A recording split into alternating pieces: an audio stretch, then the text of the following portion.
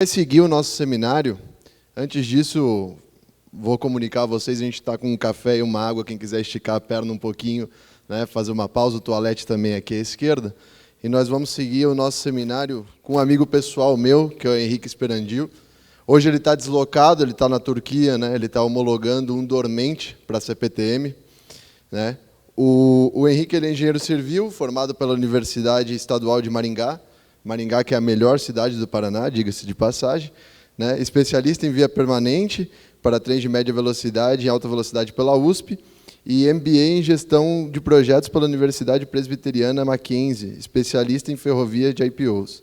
Com 16 anos de experiência com projetos de implantação de via permanente e rede aérea de tração. Atualmente ocupa o cargo de chefe de departamento de projetos de infraestrutura da CPTM, a Companhia Paulista de Trens Metropolitanos. Hoje o Henrique ele vai contar um pouco para nós, na palestra dele, sobre os conceitos dos sistemas de trens regionais. Né? A gente está muito acostumado a conversar sobre ferrovias de carga, mas a gente também tem que entrar nesse nicho, que é o nicho de passageiros.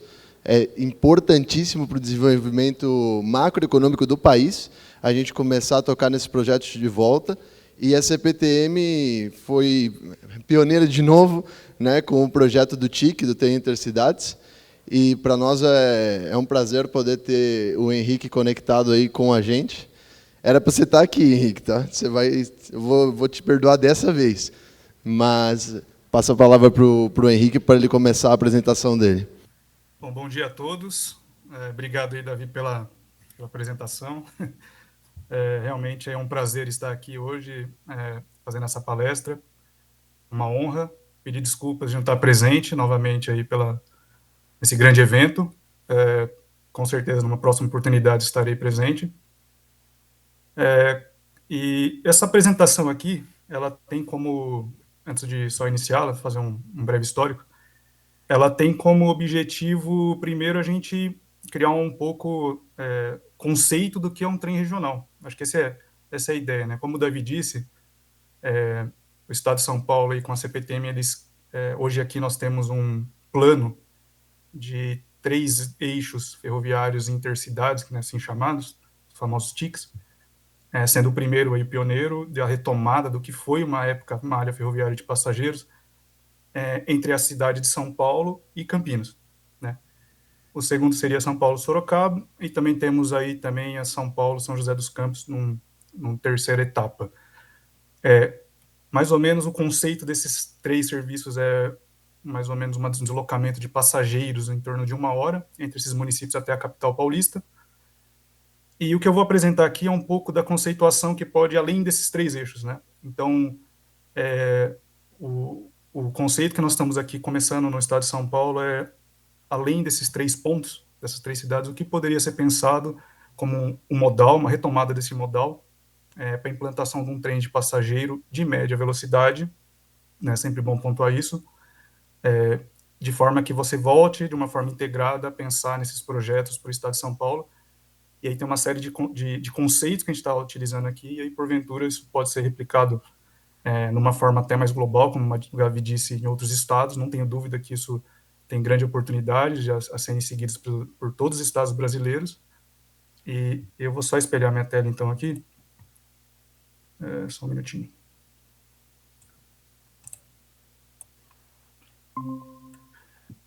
Então, quando a gente começa a falar um pouco sobre trens regionais, o primeiro ponto que eu acho que eu queria pontuar aqui de características, assim, né, como que eu gostaria de trazer para essa palestra é um pouco de mudar um pouco o conceito sobre trens de passageiros que a gente tem, inclusive na CPTM, tá? Isso aqui no estado de São Paulo é visível em diversos pontos que a gente vai discutir sobre trens. A gente tem muita visão sobre o trem de passageiros apenas como esse trem metropolitano, que é muito do que sobrou, vamos chamar assim, desde a década de 90 para cá no Brasil, um pouco São Paulo, um pouco em Belo Horizonte, Rio de Janeiro, que inclusive muito se fala, quando se fala de trem, como metrô, né? Então, esse sistema que quase que sobrou fora, salvo alguns pontos, que nós temos alguns transportes de passageiros regionais no Brasil, né, alguns serviços diferentes que nós temos, como na própria Vale, enfim. Mas, basicamente, o que nós temos de transporte e deslocamentos de passageiros no Brasil, que é o caso da CPTM, meio que está na visão das pessoas como se fosse um serviço de metrô, né? Que é um trem de baixa velocidade que necessitaria de uma maior aceleração, menor distância entre estações, menores headers, menores distância entre trens, né? E isso que gerou ao longo desses últimos anos uma grande interferência, por exemplo, e com os trens de carga, né? Então, isso, conceitualmente, para o brasileiro, aquele trem, que é esse regional que a gente vai trazer aqui, que é um trem de maior distância entre percursos, maior distância entre estações, meio que se perdeu na vista dos brasileiros esse serviço, que é um outro modal, né? Nós chamamos de 3 camadas. Temos o trem de alta velocidade, que são trens aí que vão percorrer de 500 quilômetros ou mais, concorrendo aí com aviões, trens de 200 a 250 quilômetros por hora de alta velocidade. Uma segunda camada que é citada, que é esse regional, é um trem de média velocidade, que ele vai beirar aí 150 a 160, 180 quilômetros por hora, e nós teremos aí sim esses metropolitanos, quase metrôs, que são esses trens que vão fazer uma velocidade máxima aí de 90 quilômetros por hora, 100, perdão, com maiores números de paradas, que é o que sobrou no Brasil. Então, na verdade, são 3 serviços completamente diferentes, e a ideia aqui é tentar classificar, mostrar quais são essas características e o que a gente pode pensar para o Brasil em termos para trens regionais, o que pode ser reimplantado com esse serviço de média velocidade.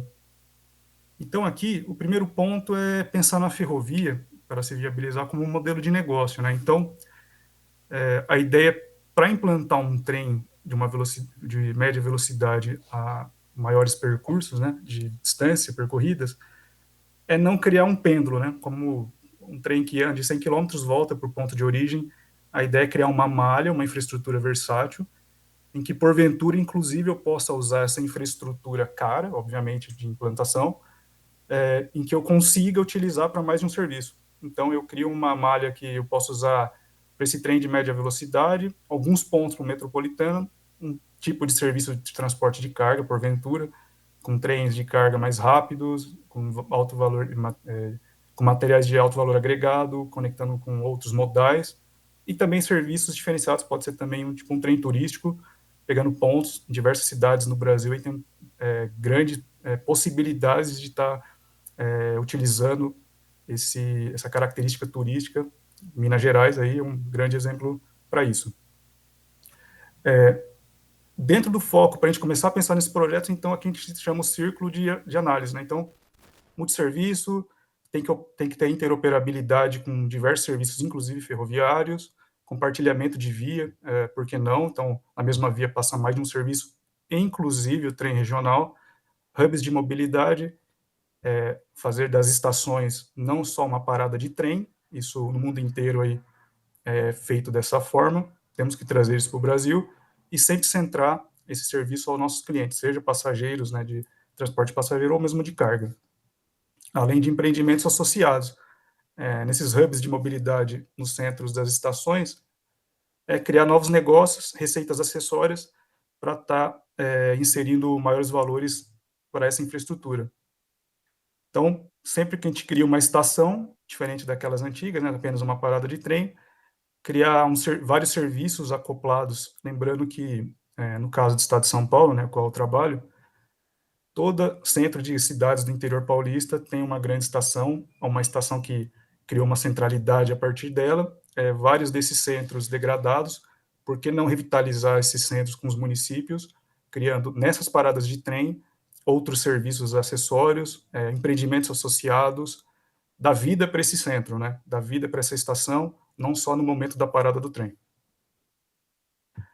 Então, esse trem regional criaria um catalisador de desenvolvimento regional novamente do Brasil, como foi em vários estados brasileiros no século passado, e você começa a criar e redistribuir a população e o desenvolvimento dos estados a partir desse eixo, ou desses eixos, né, em que eu vou mudar completamente a mobilidade e a característica das populações ao longo dessas macrometrópoles, né? Por que não, por exemplo, você morar no município de Bauru, em São Paulo, e trabalhar em Sorocaba e vice-versa, né? Isso hoje depende muito de modais rodoviários. Você criaria uma outra visão, uma outra oportunidade de utilizar esse transporte como uma possibilidade de mudar, então, essa maneira de mobilidade urbana dentro dos estados e entre estados, por que não? Então, aqui só trazer o conceito, né, quando a gente diz, como eu comecei aqui na nossa conversa, como eu falei, a gente tem muito na visão, então, dos trens de passageiros, aquele metropolitano, né, como é o caso dos trens hoje da CPTM, de baixa velocidade, uma outra característica. Então, quando a gente começa a diferenciar os dois sistemas, a primeira coisa é pontuar o que tem de diferente de um trem metropolitano, chamado de metrô, né, para um trem regional, de média velocidade. Então, aqui todos os sistemas são completamente distintos, desde o material rodante, da forma como ele tem o seu layout interno, por exemplo, desde a via permanente, a característica dessa via permanente, a característica de sinalização, tipo de demanda, o passageiro do trem metropolitano não é o mesmo passageiro, porventura, de um trem regional, não necessariamente precisa ser o mesmo. As infraestruturas de manutenção e operação são distintas, né, até pela velocidade do trem, são sistemas completamente diferentes para manutenção e operação, por exemplo, e a interoperabilidade, como eu vou falar logo à frente, muito mais complexo criar um sistema interoperável entre ferrovias, para um trem metropolitano, que um trem regional, por exemplo. Então, aqui, só para pontuar, quando a gente fala de trem metropolitano, é um trem até 90 km por hora, até 100, a normas internacionais até 120, né? Por norma, são trens de baixa velocidade, mas eles vão operar aí no máximo até 100 km por hora. As estações, elas têm uma menor distância entre elas. No caso da CPTM, né, pelo histórico, conforme a metrópole paulista foi crescendo, foram englobando as cidades, não tem mais distância física e nem territorial entre os municípios. Isso gerou uma necessidade de inserir novas estações para atender essa demanda entre as estações antigas. Então, hoje, você tem um sistema aí que você tem que fazer uma parada desse trem no máximo em 1 quilômetro, 2, assim, é muito, como antigamente você passava de 10, pelo menos 20 quilômetros entre estações. Então, hoje, quase um metrô mesmo, o metrô varia 800 metros, 1,5 km de distância entre estações, esse metropolitano está chegando exatamente com essa mesma característica de plano de vias. O plano de vias, no caso aqui, ele tem muito mais complexidade, porque para criar as mobilidades operacionais, cruzamento de vias, terminais, loopings internos do sistema, né, você não precisa percorrer com o mesmo trem toda a extensão da linha, você precisa de uma série de AMVs, travessões, o sistema de sinalização muito mais complexo para atender esse sistema metropolitano. Então, ele tem uma característica muito mais complexa, até própria de rede aérea, catenária, para o desligamento do sistema, enfim. Ele tem uma característica bem diferenciada. E, portanto, isso gera uma dificuldade de interoperar com outros demais serviços ferroviários, porque os headways são menores, né? No caso, hoje, da CPTM, nós temos aí distância entre trens variando entre 5 a 3 minutos. Isso, com certeza, é um sistema único para aquela infraestrutura. Então, interoperar esse trem com outro modal ferroviário, de fato, tem uma dificuldade muito grande. E a distância máxima, a extensão máxima dessas linhas não pode ser superior a 60 quilômetros. Acho que mais que isso já gera uma linha muito complexa de ser operada. Então, só para ter uma ideia, né, se dividir isso a cada 2 quilômetros uma estação, nós teremos aí 30 estações em 60 quilômetros. Então, começa a gerar um sistema muito complexo de operar. Quando a gente então vai falar de trem regional, esse sistema ele é um sistema de média velocidade, por norma, então, trens acima de 160 por hora, 150, podendo chegar até 200 km por hora. Você tem uma maior distância entre estações, isso aí vai variar, vocês vão ver aqui na malha, que a gente começou a estudar a malha paulista, isso vai variar entre 30 quilômetros, 27 quilômetros entre estações, mínimo, tá? Ou mais, né? Então, é um outro perfil de sistema. Os planos de vias, são menos complexos, você precisa de um menor número de travessões, AMVs, as manobras são em menor número, então, um sistema, em termos de plano de vias, mais simples do que os metropolitanos, e, portanto, você tem maiores headways, variando aí de mínimo 30 minutos ou mais, Isso gera uma possibilidade, como nós falamos lá no começo da apresentação, de poder ter uma interoperabilidade com outros serviços ferroviários, né? Esses headways maiores e menores paradas de trem, ou paradas em maior distância, permite essa possibilidade. E a extensão máxima aqui, pensada hoje para o estado de São Paulo, numa linha de um trem regional, beira aí entre 700 a 700 quilômetros, tá? Então, o que é isso? Pegamos a capital paulista, geramos uma linha até 700 quilômetros, 750 quilômetros, a média velocidade daria um tempo de viagem médio, vamos chamar assim, dentro de uma linha dessa aí, tempo de viagem com as paradas entre 6 horas e meia a 7 no máximo, o que, comparado com outros modais a serem comparados, por exemplo, o ônibus, né, um modal próximo, é viável para esse tipo de distância. Então, para termos de passageiro, né. Então, essa é a ideia aqui de um trem regional hoje na Malha Paulista. Aqui para os sistemas, então, começar, que características técnicas esse sistema teria, né? Então, vamos lá, começar o estudo. O que a gente pensa num primeiro momento, óbvio, né? Depois isso pode evoluir para outros pontos. Em termos, então, territoriais, o Brasil tem essa malha ferroviária gigantesca, né? Ora em área federal, ora em área estadual. A princípio seria utilizar sem grandes desapropriações dentro de territórios ferroviários, seja desativados, ociosos, e até num segundo momento operacionais, se isso for viável, óbvio. Retificações do traçado para diminuir interferências com municípios, sempre em áreas rurais, dentro das áreas urbanas. A ideia é revitalizar, mesmo que o traçado gere algum tipo de restrição de velocidade, mas esse tempo ganho, vamos chamar assim, do tempo de percurso, seria sempre em áreas rurais entre municípios. Interface com as operadoras de carga ferroviárias federais é primordial, sempre criando, dentro daquela análise do tipo de sistema, distância entre estações, mais um sistema paralelo, por conta das características técnicas, né, das operações de cargas de heavy haul. A ideia seria um sistema paralelo ao sistema heavy haul, linhas paralelas, né, dentro da faixa ferroviária, e conexão logística e demais modais é primordial. Aqui o foco grande nosso é em aeroportos. A ideia é sempre conectar essa malha ferroviária de passageiros de carga de alto valor agregado dentro de um estudo em logística com os aeroportos para utilizar diversos que tem no Brasil. No caso de São Paulo, nós já mapeamos em torno de 15 até subutilizados no interior paulista, em que a gente poderia criar um polo de conexão dessa ferrovia regional com os aeroportos, criando, inclusive, uma outra forma de se utilizar esses aeroportos e também a ferrovia. Então, você poderia criar um bilhete conjugado ou um transporte de carga entre aeroporto e ferrovia com essa nova infraestrutura. Então, como eu também já falei, o transporte de carga de alto valor agregado, a oportunidade de exploração comercial nas estações, toda estação no centro da cidade tem áreas vastas e gigantescas para serem utilizadas, junto às estações antigas, várias delas aí com um valor histórico muito grande para o Brasil. Receitas acessórias, eu peguei só um exemplo que a gente já utiliza na CPTM, que é a passagem de dutos de terceiros ao longo de toda a faixa. Isso gera uma receita acessória bastante interessante. E um outro ponto aqui, também discutido internamente, não mais importante, por que não também criar, em alguns polos dentro dessas estações, escolas técnicas para a formação de mão de obra para todos nós aqui da ferrovia.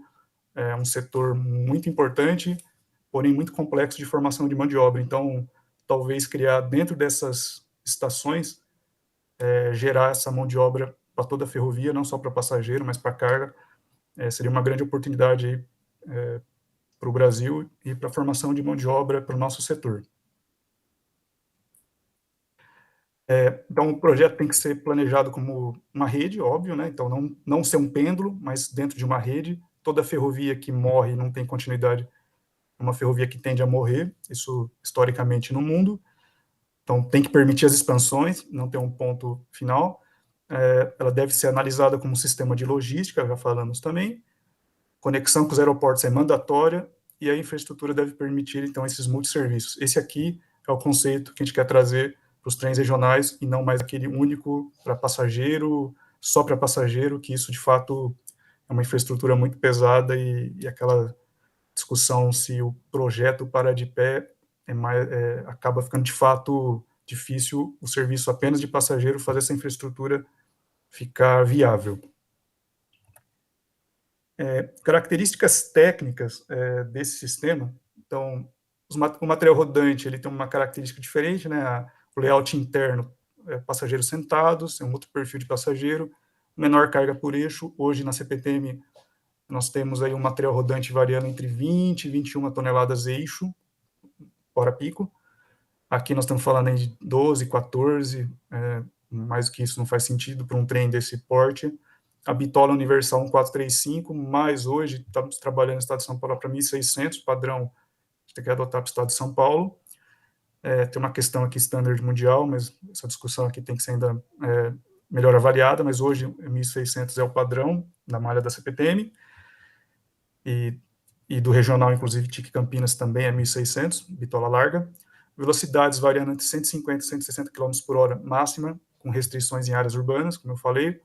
Distância entre estações mínima de 30 km, headway no mínimo 30 minutos, aparelhos de mudança de via padrão europeu IC, menor manutenção, maior transposição, velocidade de transposição e, portanto, maior conforto para o passageiro. Também já utilizado aqui na nossa malha. E as entrevias mínimas de 4,50 aí, padrão universal também mundial. Hoje na nossa malha tem alguns trechos da antiga rede com 4 metros, mas a ideia nessa reconstrução é sempre com 4,5, até para facilitar a manutenção dos AMVs, principalmente por conta das juntas isolante colado. Então seria um padrão já estabelecido para otimizar esse tipo de equipamento. Só voltando aqui, desculpa. Os aparelhos de mudança de via são um para 14 e um para 18,5, pode fazer a transposição entre vias entre 70 a 100 km por hora. A seção transversal da via, de projeto, né, da ferrovia, ela precisa pelo menos estar preparada para a eletrificação, seu gabarito, né? Isso não necessariamente, num primeiro momento, você precisaria, na nossa análise aqui, a eletrificação do sistema. Hoje temos materiais rodantes aí com outros tipos de propulsão, mas a ideia seria pelo menos o gabarito em obras de arte e sessões de terraplenagem, deixar isso preparado até para um momento específico, criar esse tipo de a eletrificação das vias. A ideia é sempre que possível utilizar as estações antigas desativadas, tem um alto valor histórico.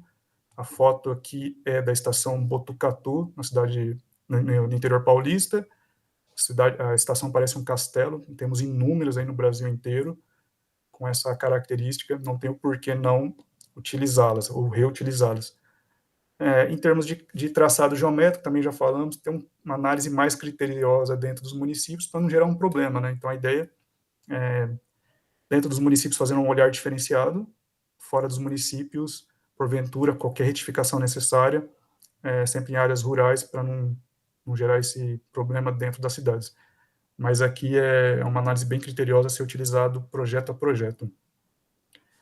Então, por último, aqui eu vou trazer a todos um exemplo, hoje em estudo preliminar ainda no estado de São Paulo, como eu falei, fora dos 3 eixos já estudados pelo estado, que é o trecho Sorocaba-Bauru. Tá? A ideia aqui é conectar, então, com o TIC Sorocaba, São Paulo-Sorocaba, em torno de 1 hora de viagem, está sendo pensado pelo governo paulista. E esse estudo é um de 7 eixos mapeados pelo Estado, por nós, SPTM, que possivelmente poderiam, dentro dessa característica, ser implantado essa malha de passageiros. A princípio, nesse estudo, utilizaria-se um material rodante com até 248 passageiros por composição, tá? Bitola larga, 1.600, velocidade máxima de 160 km por hora, também atendendo aquelas características diretrizes. A distância mínima entre estações está em 32 km, nesse trecho. O headway previsto de 30 minutos, os AMVs 1 para 14, raio 500, aí, e transpondo a 60 por hora, 55 km por hora, e o 1 para 18,5, raio 760, também transpondo a 70 km por hora. Então, essa é a diretriz hoje para os AMVs. A entrevia de projeto 4,5 previsto, e hoje mapeados são 11 locais de retificação nesse trecho inteiro, como eu falei, sempre em áreas rurais. Aqui foram divididos 2 serviços para esse trem intercidades, o expresso e o parador. Aqui está o expresso, conectando Sorocaba com a parada em Botucatu, chegando em Bauru. Teríamos aí as distâncias 162 quilômetros, o primeiro trecho, 123 o segundo. Total de 285 quilômetros, e os tempos de viagem aqui embaixo previstos. Teríamos, então, Bauru-Sorocaba, 3 horas e 42.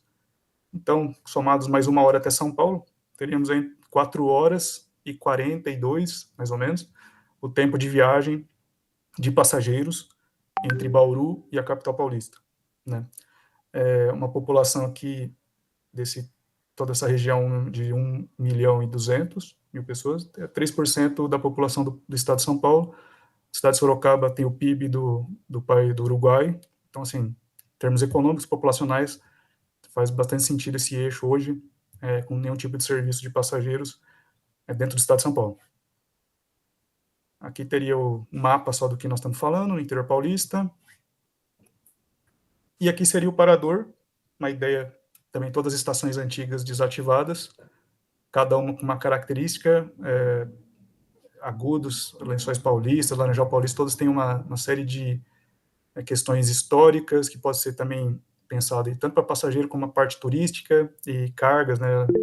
Temos aqui a capital do brinquedo do Brasil, Agudos, a capital de cerveja, Boituva, também uma série de turismo, a questão de balonismo, enfim, tem uma série de coisas sendo exploradas e produtos a serem explorados por esse eixo ferroviário antigo, que porventura podem ser inseridos nesse serviço.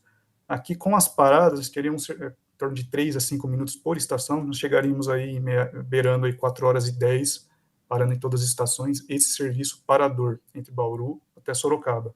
Então, seria um serviço diferenciado daquele outro, chamado de expresso. O material rodante, primeiramente pensado, foi um autopropulsor. Temos, inclusive, fornecedores nacionais aí que, porventura, podem estar ajudando nesse projeto, e menor tempo de implantação por conta da catenária. Então, apesar lá, nesse primeiro momento, a gente está pensando em deixar o espaço para eletrificação, em termos de gabaritos na seção transversal, a ideia seria uma implantação, num primeiro momento, sem a eletrificação, criar o serviço para depois, no segundo momento, talvez eletrificar, mas a ideia aqui, no primeiro momento, não. E temos hoje tecnologia biodiesel, baterias, hidrogênio, enfim, tem uma série de possibilidades, perdão, ao material rodante que a gente pode utilizar para esse serviço regional. Aqui, como eu falei, o layout interno, né, para quem teve a oportunidade de viajar para o exterior, sabe a quantidade de infinidade de tipos de serviço que existem de passageiros, né? Então, a ideia não é inventar nada, que tem no mundo. Aqui é só um exemplo de um layout interno. Os passageiros todos vão sentados, diferente do metropolitano. Então, a característica da via permanente é outra. E a ideia aqui, então, é retomar esse serviço com esse trem, para ver se as pessoas voltam a ter essa visão do que é a ferrovia de fato, né? E não que é um serviço parador metropolitano, metrô, que é um outro modal lá na primeira camada sobre trilhos. Complementar a essa. E por fim, só para a mensagem aqui que eu queria dizer, então, de tentar voltar a esse assunto ferroviário, de ferrovia, de passageiro de fato, né, como tem no mundo, trazer que o Brasil, um país gigantesco, continental, com uma malha ferroviária muito importante, foi assim, né, desde o seu desenvolvimento, foi desenvolvido por isso, até minha cidade de origem, ela foi desenvolvida a partir do trem, né, norte do Paraná, e isso se perdeu ao tempo aí de passageiro, e a nossa preocupação toda é que a gente fique para trás, lembrando que hoje, está na mídia, e temos hoje implantações no Chile, no norte da África, Marrocos, nós temos no Egito, uma série de outros países que, em mesmo nível de ferrovia do Brasil, não tem o porquê o Brasil ficar para trás disso. E, pessoalmente, como pessoa que trabalha na área, eu acho que a gente não pode mais errar nesses conceitos na hora de estudar esses produtos, esses projetos ferroviários no Brasil, porque senão a gente vai ficar para trás e essa infraestrutura é primordial, em conjunto com a infraestrutura heavy haul, é o que vai complementar, tanto para passageiro quanto para carga, e eu acho que o Brasil vai crescer muito com essa possibilidade em todos os estados, tanto em São Paulo, mas não tenho dúvidas que Minas Gerais tem essa oportunidade, Rio de Janeiro, Paraná, Rio Grande do Sul, enfim, todos os estados brasileiros têm essa possibilidade. Eu acho que agora é a hora de a gente parar para pensar um pouquinho nessa complementação dos serviços e logísticas para o Brasil. Davi, eu acho que era isso que eu queria passar, não sei se deu para finalizar bem aí, mas fico aberto a perguntas, não sei como vai ser feito isso, mas fico à disposição aqui para qualquer esclarecimento do material apresentado. Obrigado. Obrigado, Henrique. Obrigado pela tua participação, mesmo com o fuso horário, fez questão de participar aqui conosco. Obrigado pela belíssima apresentação. Com certeza é primordial a gente retomar esse tipo de projeto no Brasil inteiro. Eles são essenciais, né, para o desenvolvimento socioeconômico do Brasil e do estado de Minas Gerais também. Alguém gostaria de fazer alguma ponderação, comentário, pergunta? Henrique, primeiro eu quero agradecer a sua apresentação. Aliás, é um sonho nosso, né, de todo quem é ligado à ferrovia a nível nacional, a gente está voltado para essa questão do transporte regional. O Rio tem um plano estratégico ferroviário que não está concluído, o Pastori fez parte dele.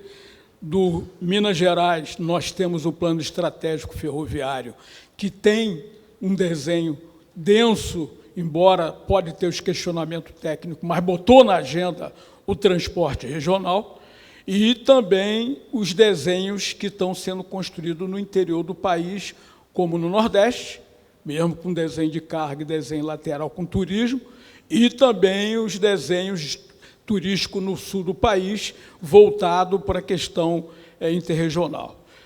No caso de São Paulo foi à frente, né? Eu sempre fui entusiasta desse projeto, do Intercidade, hoje, agora, está sendo uma realidade, e eu gostei quando você apresentou os parâmetros que base em cima das questões das certificações internacionais.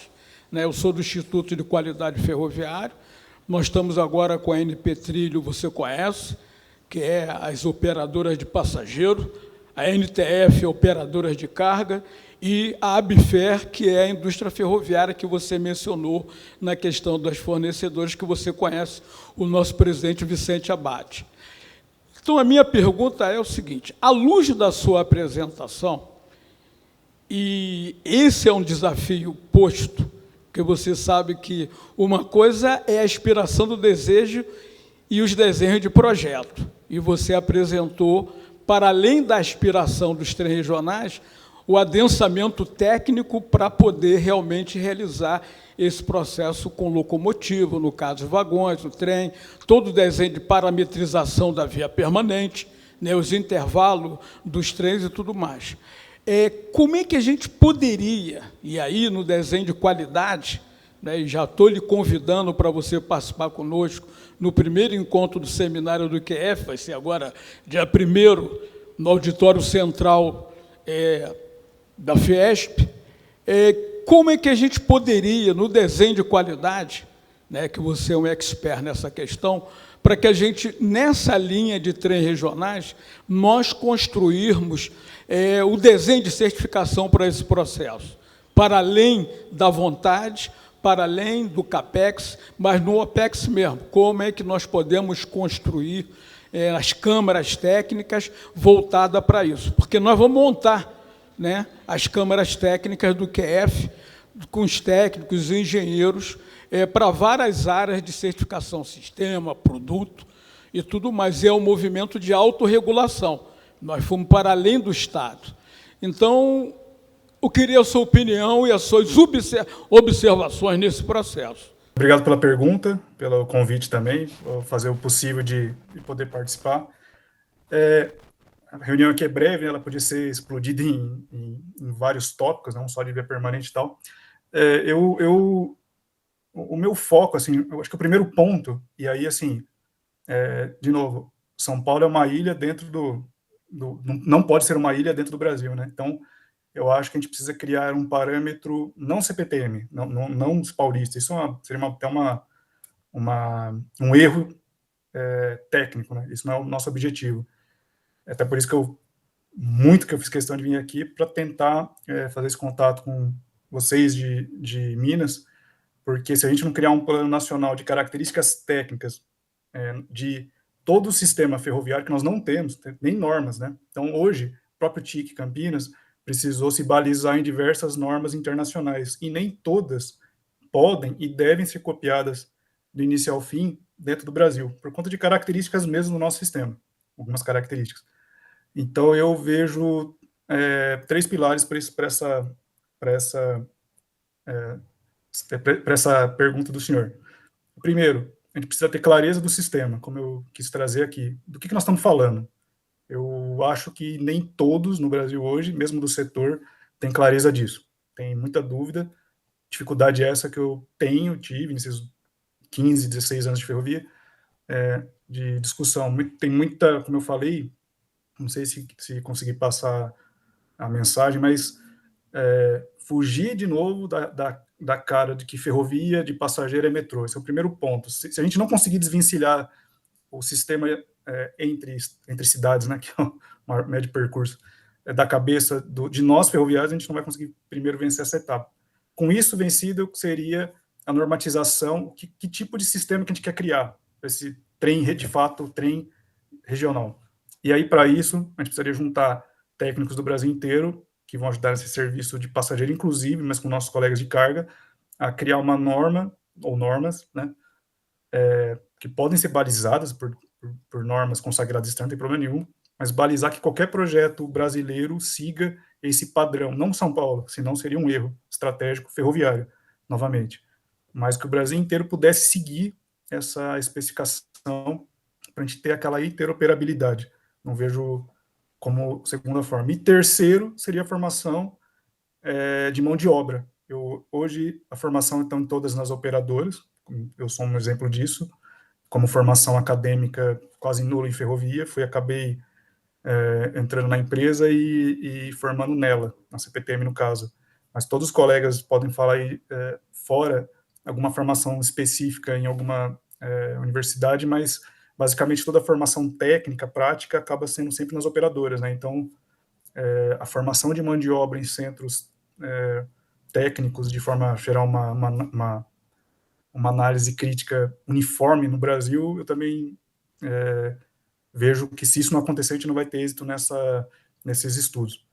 Então, basicamente, eu colocaria esses 3 tópicos, e aí sim a gente consegue criar um parâmetro de normatização e de resolver as questões de certificação dos projetos ferroviários no Brasil. Fora isso, cada estado vai fazer o seu, cada um vai ter sua característica, e aí a gente vai continuar como hoje, em que a gente não consegue operar uma linha na outra, cada sistema tem um tipo de sinalização, mesmo na CPTM, tá? Isso, na formação das diversas linhas que formaram a CPTM, isso era um problema. Esses 3 focos, além da questão da sinalização e formação de mão de obra, que a gente consiga otimizar, né, a mão de obra, a forma de pensar a ferrovia, aí não focada sempre uma concessionária, no caso, a CPTM pensa a ferrovia de um jeito, a outra concessionária de outra forma, a Rumo de uma, não. Acho que seria um plano nacional mesmo, inclusive para poder gerar até trem interestados, né, não só dentro do próprio estado. Então, eu colocaria esses 3 pontos para poder criar essas certificações de uma forma para otimizar os projetos. Eu não vejo outra alternativa, esses 3 pilares aí. Não sei se eu respondi, mas... Vou passar para a próxima pergunta aqui. Boa tarde. Antônio Moreira de Faria, professor da Universidade Federal de Minas Gerais. Em primeiro lugar, parabenizo pela excelente exposição, rica em conteúdo, sintética, que, como todos nós percebemos, aponta para uma mudança de paradigma, retomando qualificadamente a compatibilidade entre transporte ferroviário de passageiros e de cargas, principalmente no exemplo aí do trecho São Paulo, Jundiaí e Campinas, que a propósito me é muito caro por razões familiares e profissionais. Até o final dos anos 90, enquanto existiram, viajei nos trens São Paulo-Campinas. E, por outro lado, a exposição é absolutamente complementar, porém mais detalhada tecnicamente, com relação ao esboço de política de trens de passageiros anunciado no final do ano passado pelo Ministério dos Transportes, né? São coisas absolutamente complementares, mas detalhadas tecnicamente aí no caso aí da proposição da CPTM, né? Então, parabéns ao expositor, parabéns à SME pelo convite, pela organização do evento. Bom dia a todos, meu nome é André Tenuta, eu participo de diversos movimentos ferroviários em Minas Gerais já há algum tempo, e gostaria de iniciar parabenizando o Henrique pela fala dele, que foi realmente sintética e densa e esclarecedora e com diversas propostas. Eu não vou fazer exatamente uma pergunta, Henrique, eu vou fazer mais um comentário, uma constatação. Você apresentou programas, propostas encabeçadas pela CPTM, que é um órgão estatal paulista, certo? Só que, até onde eu saiba, todos os outros estados da nação não têm, assim, nada no padrão CPTM, que é capaz de fazer propostas e defendê-las para o seu estado, certo? E, praticamente, Minas Gerais, por exemplo, na década de... em 1955, eu acho, quando ela vendeu a Rede Mineira de Viação, a partir daí, ela lavou as mãos completamente em relação ao que acontecia, ao que não acontecia e o que aconteceria no Estado, e entregou isso para o governo federal decidir e para as concessionárias que vieram posteriormente decidirem, certo? Então, Minas Gerais teve o PEF, a iniciativa de um plano estratégico no ano que finalizou há 2 anos atrás, mas é uma iniciativa que não tem, assim, um executor. Não tem, porque nós não temos um órgão tipo CPTM aqui em Minas Gerais. E isso é uma coisa que se repete por todos os estados brasileiros. Então, o que os estados ficam à mercê? Do que o governo federal achar que tem que fazer no tal estado, certo? Que é o que nós estamos vendo agora com essa iniciativa do governo federal, que selecionou lá alguns trechos e que quer estudar esses trechos, a viabilidade desses trechos. Não que esteja errado, mas é que eu estou constatando a falta de propostas vindas dos próprios estados, certo? A falta de capacidade desses estados de decidirem o que com mais detalhe, porque eles, em princípio, conheceriam melhor o que está acontecendo, o que são as demandas internas dos estados, do que o governo federal, que está lá isolado lá em Brasília, quem sabe a gente faz isso. Bom, então, é apenas uma constatação que mostra, por exemplo, tudo isso que você mostrou são iniciativas, estudos, etc., que aconteceram, no mínimo, intermediadas ali pela CPTM, que é um órgão que conhece exatamente o que está acontecendo nos Estados Unidos, Estado de São Paulo, as demandas, tem experiência e tal, que é uma experiência que os outros estados abandonaram. Entregaram para as concessionárias decidirem se usa a linha que você quiser, se abandona a linha que você quiser, você faz o uso que você quiser, se não quiser, não tem importância, se quiser renovar, renova, se não quiser renovar, não renova. Então, enfim, entregaram para as concessionárias decidirem e o governo federal, no mínimo, tentando segurar essa peteca muito mal, certo? Porque, no geral, o governo federal até hoje tem sido cúmplice dessa destruição que nós vimos na malha federal ferroviária, certo? Então, é mais um comentário e a constatação que manter um mínimo de estrutura ferroviária estadual, fez bem para o Estado de São Paulo e vai fazer bem para o Estado de São Paulo, vai continuar fazendo bem para o Estado de São Paulo. Bom, tréplica do governo federal, rapidinho.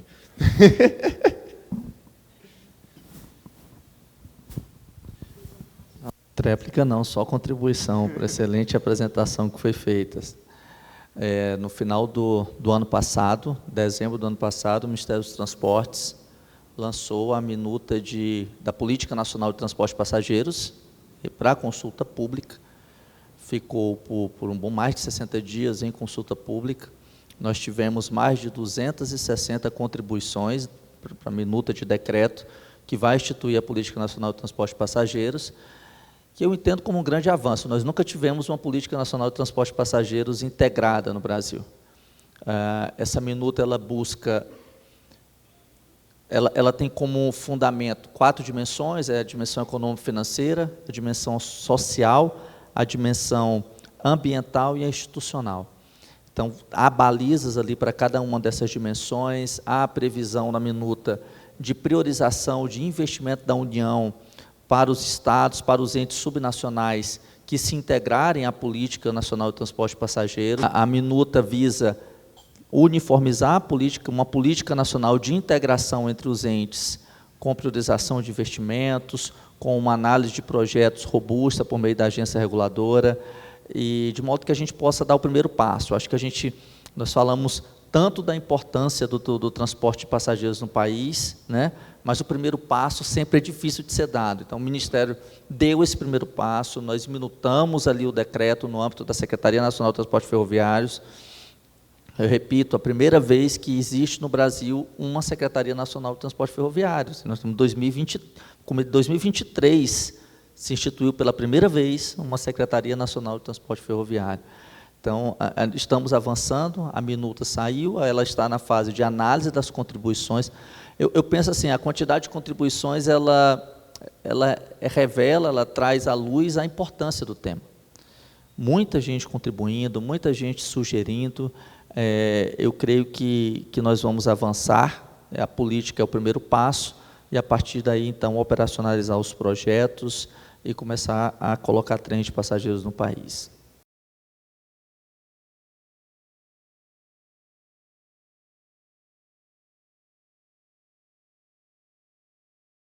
Tem mais um comentário aqui. Bom dia, Henrique. Parabéns pela palestra, né?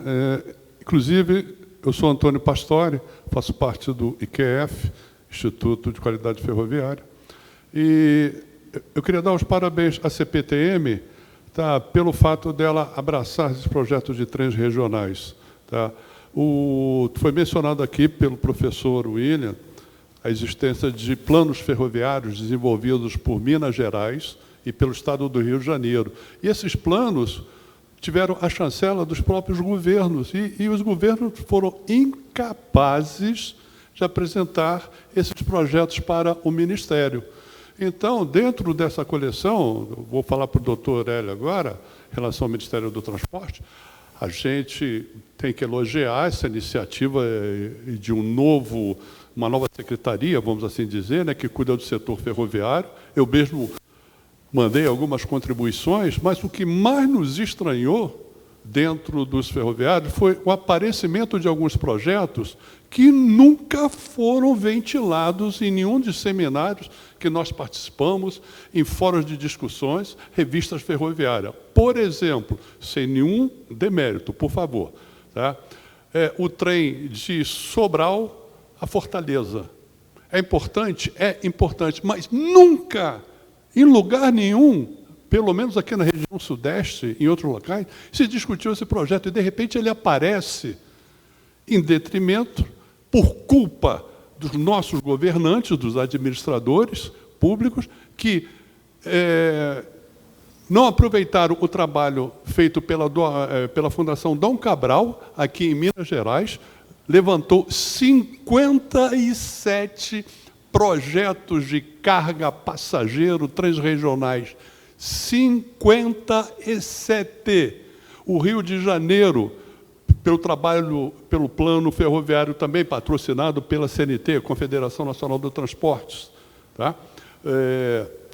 Dos transportadores ferroviários, tá? Perdão.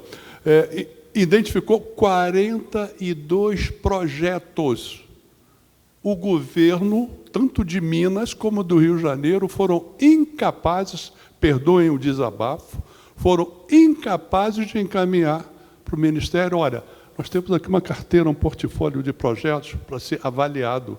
Seleciona pelo menos 3, 4 de cada um. Nós temos projetos interessantíssimos, o André até apresentou, são 2 projetos interessantíssimos, exemplares, um que liga Contagem de Betim a Belo Horizonte, utilizando parte da linha que já existe. Não houve interesse nenhum do governo do Estado. Achou que era uma canoa furada. Canoa furada. Um trabalho executado. André, mostra para eles rapidamente a espessura do trabalho, só rapidamente. Tá?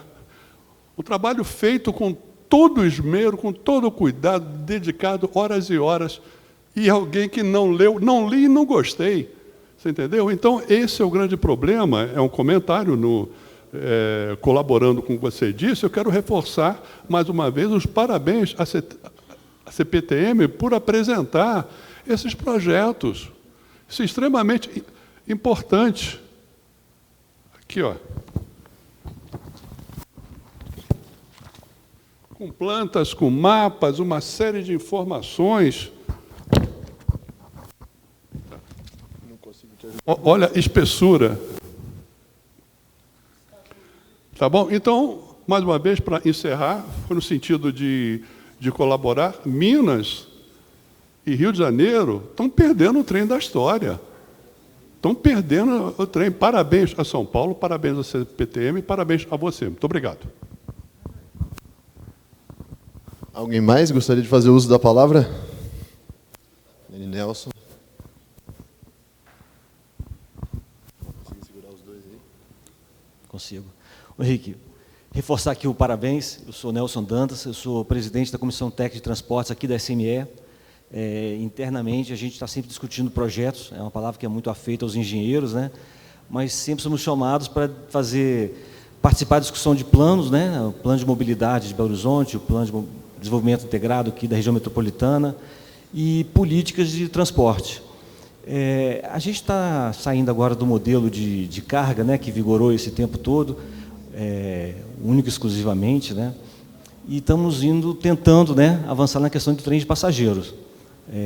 Sempre foi falado que, acho que nos últimos 20, 30 anos, o link, né, entre Rio e São Paulo é uma das poucas ligações ideais de um trem de alta velocidade, né, porque ele está ali entre 500, na faixa de 500 e poucos quilômetros, ligando 2 metrópoles, né, e no mundo inteiro os trens de alta velocidade eles usam a bitola padrão, né, e nós temos aqui uma questão que é bitola simples ou bitola larga.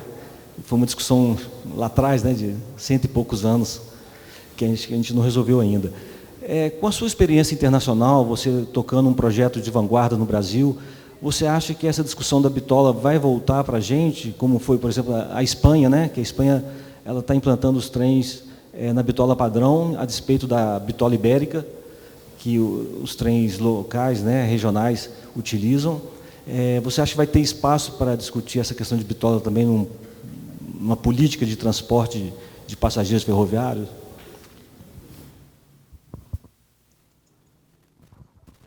Obrigado pela pergunta. Opinião técnica minha, isso vai ser discutida também, né?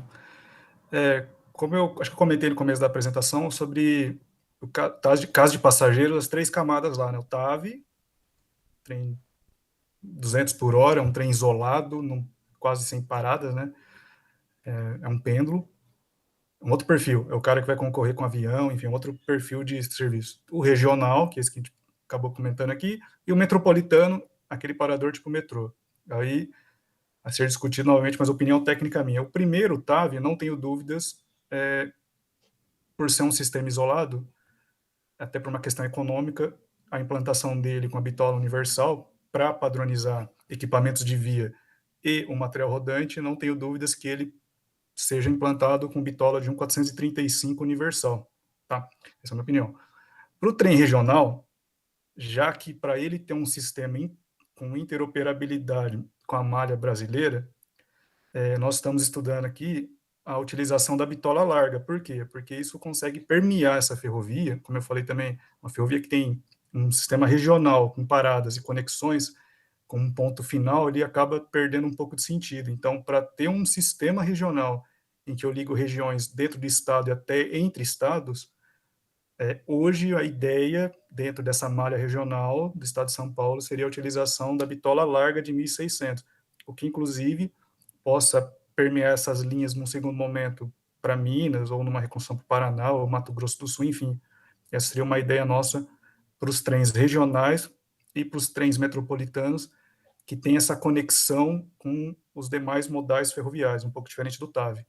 Então, hoje eu entendo dessa forma, e até porque o TIC Campinas, ele é a bitola larga de 1.600, porque ele tem conexão com o sistema metropolitano, hoje da linha 7 da CPTM, que sai da Estação da Luz, na Estação Central de São Paulo até Jundiaí, ela é uma bitola de 1.600, a própria bitola da MRS, né, na Malha Paulista também é 1.600, então assim, você tem um padrão, aquele eixo ferroviário de 1.600, não tinha o porquê mexer com um trem regional, que varia a velocidade dele aí de 100 a 140 km por hora, que é o projeto TIC Campinas. Então, a princípio, eu trabalharia com esse conceito. Agora, vou fazer uma ferrovia nova num país novo, isolado, acho que eu partiria para standard, mas não é o caso do Brasil. Acho que perder toda essa infraestrutura e essa interoperabilidade não seria um conceito ferroviário tão razoável para o Brasil, não. Apenas para o TAV. Essa é a minha opinião. Alguém mais gostaria de fazer uso da palavra? Bom, então seria isso, Henrique. Muito obrigado pela tua participação, pela disponibilidade, mesmo estando aí longe, falando desde a Turquia, se conectou aqui conosco, frente às dificuldades tecnológicas que a gente enfrenta. Dificuldade de 2024, né? Bom, nós vamos fazer a nossa pausa para o almoço. Como eu comentei, estão todos convidados para virem conosco ali na Casa Belloni. A gente gostaria de convidar todos os palestrantes para estarem almoçando conosco também. E às 14h a gente vai retomar os nossos trabalhos, tá ok? Muito obrigado.